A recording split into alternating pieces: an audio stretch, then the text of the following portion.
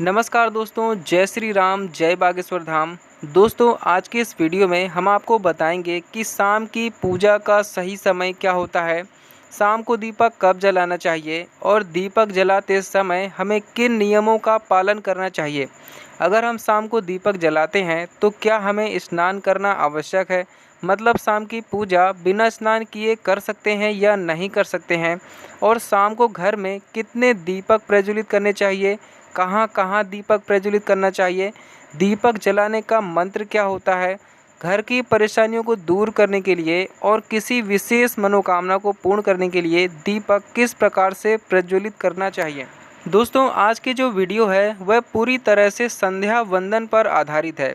शाम के समय जो आप संध्या वंदन करते हैं यानी पूजा आराधना करते हैं, दीप प्रज्वलित करते हैं, तो वह किस प्रकार से आपको करना है, किन नियमों का पालन करना है। मतलब आज की वीडियो पूरी तरह से आपके प्रश्नों पर आधारित होने वाली है, जिनका उत्तर मैं आपको शास्त्रों के अनुसार देने का प्रयास करूंगा। तो वीडियो को पूरा ज़रूर देखें, और अगर आज की वीडियो आपको अच्छी लगे तो चैनल को सब्सक्राइब करें, वीडियो को लाइक अवश्य करिएगा और कमेंट में हर हर महादेव, श्री शिवाय नमस्तुभ्यम जरूर लिखें।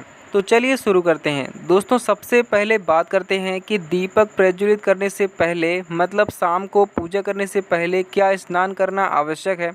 देखिए, शास्त्रों के अनुसार पूजा में शुद्धता तो होनी ही चाहिए। तो हम सुबह पूजा करते हैं तब तो स्नान करना अत्यंत आवश्यक होता है। सुबह बिना स्नान के पूजा नहीं करनी चाहिए, लेकिन शाम की पूजा आप हाथ पांव या मुंह धोकर के कर सकते हैं। ज़रूरी नहीं है कि आप स्नान करें। अब देखिए, आप चाहें तो वस्त्र भी बदल सकते हैं, या फिर आप अगर मुंह हाथ धो करके भी पूजा करते हैं तो भी ठीक रहता है। जैसे कि आपको शाम के समय पूजा करनी है तो दिन में तो आप शुद्धता का ध्यान रखें। जैसे कि आप टॉयलेट जाते हैं, बाथरूम जाते हैं, तब उस समय आपको शुद्धिकरण ज़रूर से ज़रूर करना चाहिए।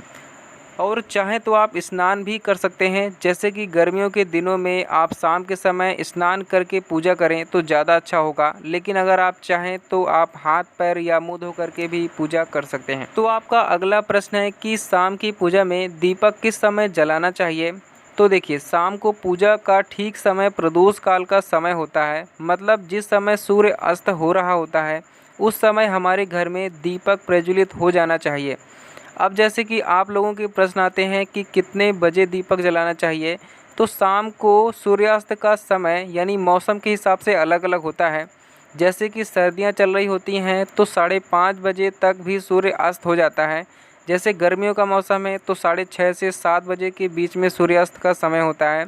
तो गर्मियों में प्रत्येक मौसम में सूर्यास्त का समय अलग अलग होता है, इसलिए एक ही समय बताना, इसी समय आप दीप प्रज्वलित करें, यह तो मुश्किल होगा। तो मैं आपको बता दूं कि सूर्यास्त के 15 मिनट पहले और सूर्यास्त के 15 मिनट बाद का जो समय होता है वह प्रदोष काल होता है। तो आपको ठीक उसी समय दीपक को प्रज्वलित करना चाहिए। अब इसके बाद बात करते हैं कि कितने दीपक आपको अपने घर में प्रज्वलित करने चाहिए। दोस्तों, शास्त्रों के अनुसार संध्या काल में प्रतिदिन अपने घर के मुख्य द्वार पर एक दीपक जरूर जलाना चाहिए।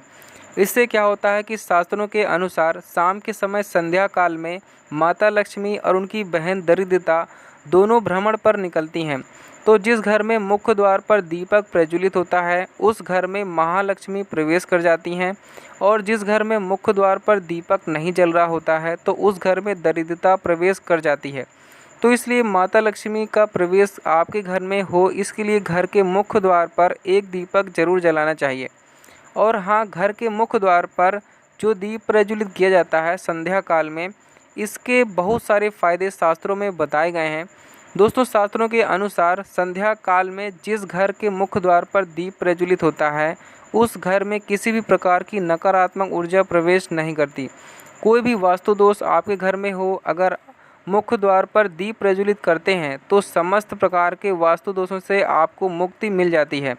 और अगर आपके घर में पितृ दोष है जिसकी वजह से परेशानियां आपके घर में बनी हुई हैं, तो घर के मुख्य द्वार पर जो हम दीप प्रज्वलित करते हैं इससे घर का पितृ दोष भी समाप्त हो जाता है। और इसके अलावा घर में किसी भी प्रकार की अशांति रहती हो या फिर आपके घर में बीमारियां बहुत रहती हैं, कलह रहता है, आर्थिक तंगी रहती है, तो घर के मुख्य द्वार पर हम दीप प्रज्वलित करते हैं तो समस्त प्रकार की परेशानियों से, दुखों से आपको मुक्ति मिल जाती है।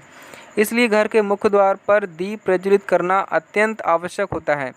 शास्त्रों के अनुसार घर के मुख्य द्वार पर एक दीपक अवश्य ही जलाना चाहिए। तो अब बात करते हैं दूसरे दीपक की। तो दूसरा दीपक आपको अपने घर के तुलसी के पास प्रज्वलित करना चाहिए। दोस्तों, शास्त्रों के अनुसार अगर शाम के समय संध्या काल में तुलसी की जड़ के पास अंधेरा रहता है, ऐसे घर में दरिद्रता का स्थायी वास बन जाता है। और जिन घरों में शाम के समय तुलसी के पास दीप प्रज्वलित किया जाता है, ऐसे घर में माता लक्ष्मी का वास होता है। श्री हरि विष्णु सहित माता लक्ष्मी ऐसे घरों में वास करती हैं। तो आपको प्रयास करना चाहिए कि शाम के समय तुलसी के पास एक दीपक अवश्य प्रज्वलित करें। अब दोस्तों बात करें अगले दीपक की। तो शाम के समय अपने घर के ईशान कोण में, मतलब जहाँ पर भी आपने मंदिर घर का बनाया हुआ है, उसी स्थान पर घर के मंदिर में एक दीपक अवश्य प्रज्वलित कीजिए। 2-3 दीपक आपको प्रतिदिन प्रज्वलित करने चाहिए। और अगर आप तीनों दीपक प्रज्वलित करते हैं तो विश्वास रखिए आपके घर की बहुत सारी परेशानियां स्वयं ही समाप्त हो जाती हैं।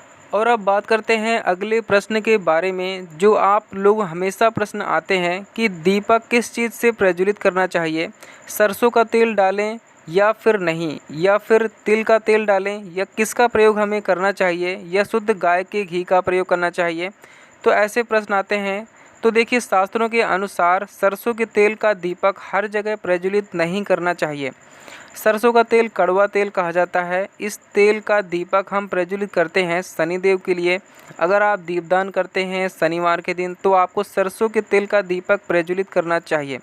और आप चाहें तो जैसे पीपल का वृक्ष होता है, वहाँ पर भी सरसों के तेल का दीप प्रज्वलित कर सकते हैं। या फिर भैरव देवता होते हैं, उनके लिए भी सरसों के तेल का दीपक प्रज्वलित किया जाता है। इसके अलावा कहीं पर भी सरसों के तेल का दीपक प्रज्वलित करने की बात शास्त्रों में नहीं कही गई है। शास्त्रों के अनुसार किसी भी देवता के निमित्त जो हम दीप जलाते हैं, उसमें गाय का घी ही डाल करके प्रज्वलित करना चाहिए, जो कि सबसे उत्तम माना जाता है। लेकिन देखिए, ऐसे समय में जबकि गाय का शुद्ध घी नहीं मिल पाता है, तब हमें क्या करना चाहिए। तब आपको गाय के घी के नाम पर जो भी घी मिल जाता है, या फिर शुद्ध घी मिल जाए, या फिर आपको इसकी जगह पर तिल के तेल का दीपक प्रज्वलित करना चाहिए। तो प्रतिदिन जो आप दीपक प्रज्वलित करते हैं अपने घर में, चाहे घर के मुख्य द्वार पर प्रज्वलित करें, या फिर तुलसी के पास प्रज्वलित करें, या फिर ईशान कोण में प्रज्वलित करें, तो सभी दीपक आप तिल के तेल से या शुद्ध घी से प्रज्वलित करें। अब इसके बाद आपको दीपक प्रज्वलित करते समय आपको इस एक चीज़ का हमेशा ध्यान रखना है कि कभी भी दीपक आपको सीधे ज़मीन पर नहीं रखना है। दीपक रखते समय प्रतिदिन दीपक के नीचे थोड़ा सा आप चाहें तो चावल रख सकते हैं, या फिर आप चाहें तो थोड़े से पुष्प रख सकते हैं। और हाँ, अगर आप दीपक के नीचे चावल रखते हैं तो इस बात का विशेष रूप से ध्यान रखें कि चावल अखंडित होना चाहिए, यानी कहीं से भी चावल खंडित नहीं होना चाहिए। क्योंकि ऐसा माना जाता है कि अगर टूटे हुए चावल का प्रयोग हम पूजा में करते हैं किसी भी प्रकार से, चाहे दीपक के नीचे रख कर करते हैं या फिर अक्षत के रूप में करते हैं, तो इससे घर में दरिद्रता आती है। इसलिए अखंडित चावल होने चाहिए अगर आप दीपक के नीचे रखते हैं तो। अब जैसे कई लोगों के प्रश्न आते हैं कि प्रतिदिन दीपक के नीचे जो हम चावल रखेंगे, तो उस चावल का अगले दिन क्या करना चाहिए। तो अगले दिन उसे उठाकर आप पक्षियों को डाल दीजिए, पक्षी उसे खा सकते हैं।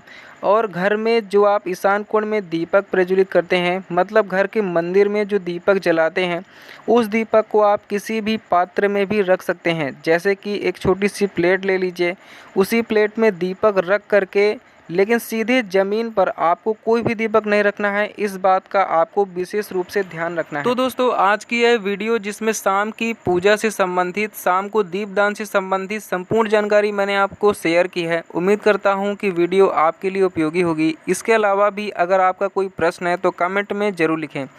यह वीडियो आपको कैसी लगी कमेंट में लिखकर ज़रूर बताएँ। चैनल को सब्सक्राइब जरूर करिएगा। मिलते हैं आपसे एक नए वीडियो में, तब तक के लिए जय हिंद।